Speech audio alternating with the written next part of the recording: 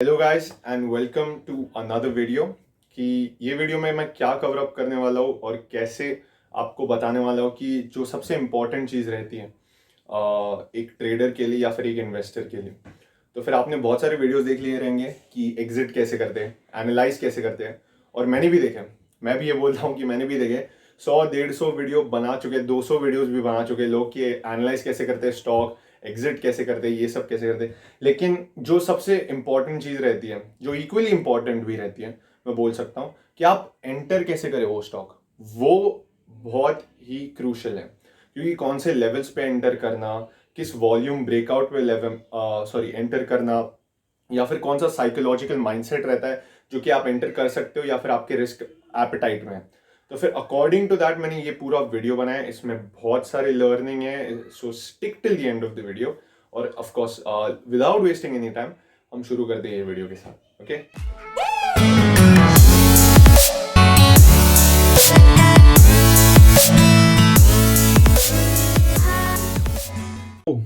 So market situation के बारे में तो सब जानते हैं कि मार्केट ऊपर जा रहा है, मार्केट नीचे जा रहा है, जो कोई भी ट्रेडर है या इन्वेस्टर है, ठीक है। लेकिन बहुत सारे पैटर्न्स भी रहते हैं जो कि bearish engulf, bullish engulf, head and shoulder, ये सब प्राइस एक्शन थ्योरी है जो कि बहुत इंपॉर्टेंट रहता है एक डे ट्रेडर को या फिर एक इन्वेस्टर को भी, जो एंट्री लेवल्स रहते हैं, ठीक है ना। मैं ये इतना स्ट्रेस क्यों कर रहा हूँ कि आपके एंट्री लेवल्स बहुत स्ट्रेटेजिक रहने चाहिए और कैसे आपको पता रहना चाहिए कि आप कौन से लेवल्स पे एंटर करोगे, ठीक है। क्योंकि सबको मालूम है कि पैटर्न्स क्या रहते हैं, ठीक है। किसी ने भी कोर्स किया रहेगा स्टॉक मार्केट का या फिर किसी ने भी एनालाइज किया रहेगा स्टॉक्स, तो आपको समझ में आएगा कि ठीक है, ये एनालिस हुआ है और फिर उसके बाद ये पैटर्न बना है। तो आपको कैसे पता चलेगा कि आपको इसी लेवल्स पे एंट्री करनी है, ठीक है। ज़्यादा फोकस दिया नहीं जाता है एंट्री लेवल्स पे जितना कि एग्जिट और एनालिसिस पे दिया जाता है, क्योंकि वो इक्वली इंपॉर्टेंट है कि आप एंटर कैसे करें और कब करें, ठीक है। तो तीन चीज़ें बताना चाहता हूँ कि ये एंट्री लेवल्स कैसे आप you know you can take into consideration and implement it as well in your day trading. And this is basic video of how to analyze a entry level, ठीक है। सबसे पहले कि retest, okay, retest is very important, जो कि मैं आपको दिखाऊंगा भी कि रीटेस्ट कैसे होता है। आपको एक स्टॉक पिक करके एक एनालाइज शेयर करूंगा इसी वीडियो में। और retest is basically understanding a breakout, एक एक पैटर्न का ब्रेकआउट, और फिर जब वो बर्स्ट आउट करता है, like from the pattern it explodes up, एक ऑलवेज एक लेस देन 50% का रीटेस्ट आता है। उसी लेवल्स को आप एंट्री ले सकते हो, उसी लेवल्स पे आप एंटर कर सकते हो, and the targets will always be achieved higher than that, okay.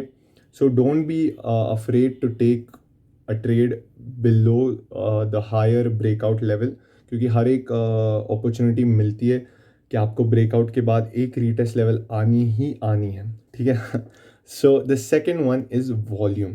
Volume breakout is very important, ठीक है। आप एक अगर ऑप्शन बाइंग ट्रेडर हो या फिर ऑप्शन सेलर हो या फिर बैंक निफ्टी में या फिर स्टॉक्स में या फिर आप इक्विटी ट्रेडर भी हो, वॉल्यूम्स आर वेरी इंपॉर्टेंट, क्योंकि उससे पता चलता है कि इस स्टॉक का डायरेक्शन किधर जा रहा है, और थोड़ा एक इंडिकेशन मिलता है और एक सपोर्ट मिलता है आपको कि आपकी एनालिसिस करेक्ट है और आपके जो पैटर्न जो आपने एनालाइज किए वो करेक्ट है, ठीक है। जितना हायर रहेगा वॉल्यूम, उसी साइड पे आपको ट्रेड करना है, उसी साइड पे आपको इन्वेस्ट करना है अपने पैसे, ठीक है।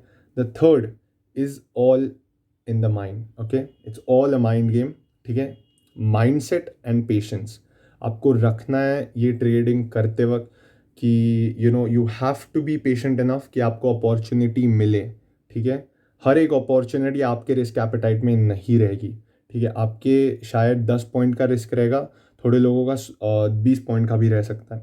वो अलग रहते हैं, वो अलग लेवल के ट्रेडर्स रहते हैं, उनके रिस्क एपेटाइट अलग रहता है, उनके उनके प्रॉफिट बुकिंग भी अलग रहती है, ठीक है। लेकिन आपको ऑलवेज लाइक आपको ऑलवेज ये सीखना चाहिए कि आप माइंडसेट के साथ कैसे करते हो, आपके माइंड के साथ कैसे खेलते हो वाइल ट्रेडिंग, ठीक है। Because it's all in the power of the mind when you are trading. आप कॉन्फिडेंट हो कि नो, आप कॉन्फिडेंट हो कि नहीं जब ट्रेड करते हो, जब आप एग्जीक्यूट करते हो वो ऑर्डर, सो उसके अकॉर्डिंग आपको भी ट्रेड्स लेने पड़ते हैं, ठीक है। Patience is very important in this game, क्योंकि आपने बहुत बड़ा एक ये कोट तो सुना ही रहेगा कि always the money gets transferred from the impatient to the patient, ठीक है, आपको बैठना ही पड़ता है इधर, बैठना ही पड़ता है, आपको देखना पड़ता है कि आपको एक अच्छी अपॉर्चुनिटी मिली, आपको रिस्क टेकिंग की अपॉर्चुनिटी मिली है और आप बुक कर सकते हो क्या उधर प्रॉफिट। तो मैं ये नहीं बोलूँगा कि एक दिन में कभी अपॉर्चुनिटी मिलती ही नहीं है, ठीक है, कभी कभी ऐसे भी हो जाता है कि आपके स्टॉप लॉसेस हिट होते हैं। Okay, but let's not forget that our stop loss should be minimized to 2 or 3 in a day. 3 is also a lot, 2 is all you need. ठीक है, क्योंकि 2 में ही पता चल जाता है कि ठीक है आज का मार्केट शायद मेरे लिए नहीं है, कल वापस आएंगे, कल थोड़ा बुक करेंगे प्रॉफिट और फिर निकल जाएंगे। ये there is no shame at all in booking a loss for 1 day. ठीक है, शायद क्या पता आपको कल उसकी उससे उससे डबल प्रॉफिट मिले या फिर ट्रिपल प्रॉफिट मिले, that is up to your analysis. ठीक है, और आपका जो रिस्क एपेटाइट रहता है, ये मैंने सीखा है, मैंने खुद से सीखा है कि मैंने रिस्क अपने कैसे हाई लिए थे और how I have also paid for it. ठीक है, कि बहुत सारे स्टॉक्स रहते हैं, बहुत सारे इंट्राडे में ऑप्शंस बाइंग या फिर सेलिंग या फिर फ्यूचर्स में भी। ठीक है, मैं फ्यूचर्स यूजुअली ट्रेड नहीं करता, but then still in option buying and option selling में, ऑप्शन बाइंग में risk is limited but the profit is unlimited. लेकिन क्या फ़ायदा कि जबकि आपका प्रॉफिट ही बुक नहीं हो रहा है एक दिन में रुपीज़ का option premium. So basically your risk is 100 × 25, 2500 आपका रिस्क है, और उसके ऊपर आपका जो प्रॉफिट बुकिंग रहेगा इफ़ इट गोज़ अबव 100, 120, 30 वो अलग रहता है। Option buying and option selling के लिए वो अलग वीडियो रहेगा, so we'll look into that later. But then the main concept is आपका रिस्क कितना रहना चाहिए। अगर 100 पे बाय करते हो आपका 5 पॉइंट का रिस्क रहेगा, या फिर 3 पॉइंट्स, या फिर 10 पॉइंट्स, या फिर 20 पॉइंट्स, वो अलग अलग कैपिटल पे अलग अलग रिस्क रहते हैं। Important to manage your capital in the account rather than just facing losses day by day. ये ओवर ट्रेडिंग का जो कॉन्सेप्ट है ये बहुत बहुत खतरनाक है गाइस, क्योंकि आप जब एक लॉस फेस करते हो, अब उसको रिकवर करने के लिए एक और ट्रेड लेते हो, फिर वापस लॉस करते हो, फिर वापस आपको लगता है कि वापस तीसरे ट्रेड में शायद मेरा रिकवर हो जाएगा, लेकिन ऐसा होता नहीं है ट्रेडर्स। जबकि आपको मालूम रहना चाहिए कि today is not the day for me and you should just exit the market. ठीक है, so let's move on to the analysis and I tell you कि कैसे रहता है किस वॉल्यूम ब्रेकआउट पे जो मैंने 3 टिप्स दिए थे, कैसे आपको पता चलता है कि आप एंट्री किस लेवल पे रहना चाहिए। So let's just move on over here. Okay traders, so हम लेने वाले हैं एग्जांपल ऑफ टीसीएस। ठीक है, ये जो नीचे जो रहता है, ये जो बार्स रहते हैं, ये ग्रीन बार, ये रेड बार, इसे बोलते हैं वॉल्यूम। ठीक है, जो बेसिक रहता है ना, जो बेसिक रुकी है एक स्टॉक मार्केट में, तो उनको बस एक्सप्लेन करना चाहता हूँ कि वॉल्यूम रहता है, इससे समझ में आता है कि मोमेंटम कितना है, कौन से साइड पे बाइंग है, कौन से साइड पे सेलिंग है। सो इधर मुझे क्लियरली दिखा कि एक स्ट्रॉन्ग बाइंग है, बहुत ही ज़्यादा स्ट्रॉन्ग बाइंग है, और उसके बाद सेम लेवल्स पे ये रीटेस्ट कर रहा है और फिर नीचे जा रहा है, और फिर एक क्लियर अप ट्रेंड मोमेंटम में है, फिर उसके बाद ऑल टाइम हाई ब्रेक किया है, टीसीएस है, गुड स्टॉक। लेकिन फिर इस पे मुझे पैटर्न कौन सा दिखता है? ठीक है, इसी पे मुझे एक कप एंड हैंडल का पैटर्न दिखता है। ठीक है, रुकिए इधर मैं ड्रॉ करता हूँ लाइन। ठीक है, अगर आप ध्यान से देख लोगे तो फिर आपको समझ में भी आ जाएगा कि ये एक कप है और ये एक हैंडल है। जिन्होंने भी स्टॉक मार्केट के कोर्सेज किए हैं, या फिर जिन्होंने भी हु इज़ अ बिगिनर और who has taken up courses और इंटरमीडिएट लेवल, उनको समझ में आएगा कि एक कप एंड हैंडल एक पैटर्न रहता है स्टॉक मार्केट में, जिसके ब्रेकआउट से आपको समझ में आता है कि कौन से लेवल पे बाइंग है, कौन से लेवल पे सेलिंग है। ठीक है, सबसे पहले आता है एक ब्रेकआउट हाई वॉल्यूम, लाइक इधर इधर ब्रेकआउट आता है, फिर उसके बाद एक रीटेस्ट आता है। जो मैंने कहा है कि एक रीटेस्ट जो कि बहुत इंपॉर्टेंट रहता है for every stock, it's very important to understand कि रीटेस्ट लेवल कौन से रहेंगे। फिर उसके बाद ये समझ में आता है कि आपने देखा था कि वॉल्यूम्स इस पे ज़्यादा है। ठीक है, और कंसिस्टेंट हुआ है इधर एक साइडवेज मार्केट, क्योंकि फॉर वेरियस अदर रीजंस, जो न्यूज़ रहेगी, जो कोई भी प्रोजेक्ट्स रहेंगे, जो कोई भी अलग अलग न्यूज़ रहेगी, वो हमें ध्यान में नहीं देना है, क्योंकि हमें प्राइस एक्शन पे ध्यान देना है, हमें प्राइस पे ध्यान देना है कि प्राइस किधर जा रही है, और उसके ऊपर आपके लेवल्स कैसे रहने वाले हैं। ठीक है, तो यही बताने वाला था कि आपको कैसे मिलेगा आपका स्टॉप लॉस और आपका पोजिशन जिधर।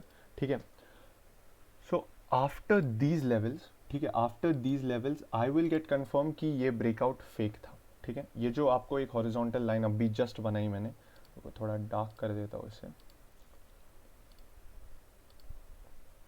After these levels I be confirm कि ठीक है, मेरा जो कोई भी एनालिसिस था वो गलत था और फिर स्टॉप लॉस हिट कर दिया, नो प्रॉब्लम.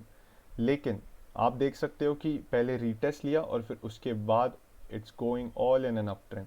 ठीक है, it's still going in an up trend और आपका रेशियो भी करेक्ट रहता है 2.7 still and it has higher levels to go. So there is no problem with that. Okay, I'm sorry, but yes, this is what I was talking about. एक तो है volume, एक तो है रीटेस्ट और फिर तीसरा है जो कि है साइकोलॉजिकल, जो कि आप रेडी हो क्या ये ट्रेड एंटर करने के लिए, क्या आप कंफर्म्ड हो.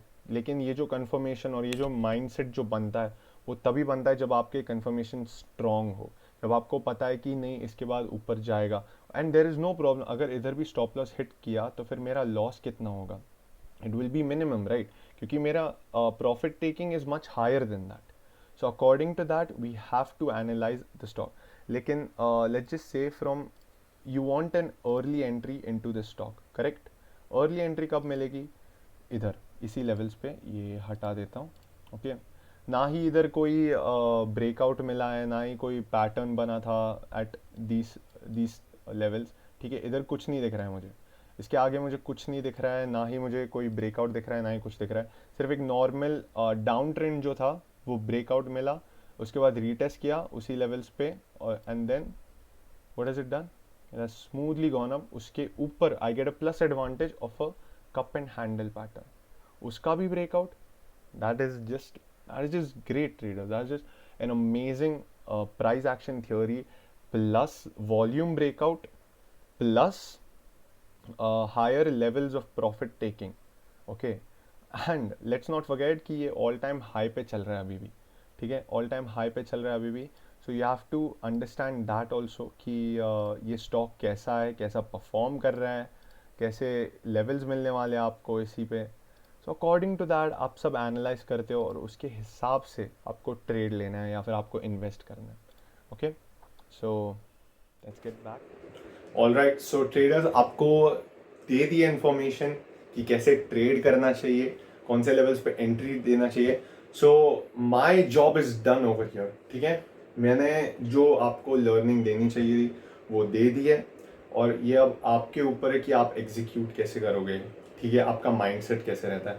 सो जस्ट रिमेंबर, बहुत बार बोल चुका हूँ, पहले भी बोल चुका हूँ, अपने दूसरे चैनल पे भी बोल चुका हूँ कि trading is all in the mindset only. Mind का गेम रहता है कि किधर कौन से लेवल्स पे आप ट्रेड करते हो, लेकिन आप कॉन्फिडेंट हो क्या उस ट्रेड लेने के लिए. So according to that you have to take your trade. And of course I hope you guys like the video. तो don't forget to subscribe and like the video और नोटिफिकेशन बेल भी on कर देना. And of course share it to those people who need help in stock market as well. And yeah, let's see you guys in another video. Till then, just take care and goodbye. Thank you.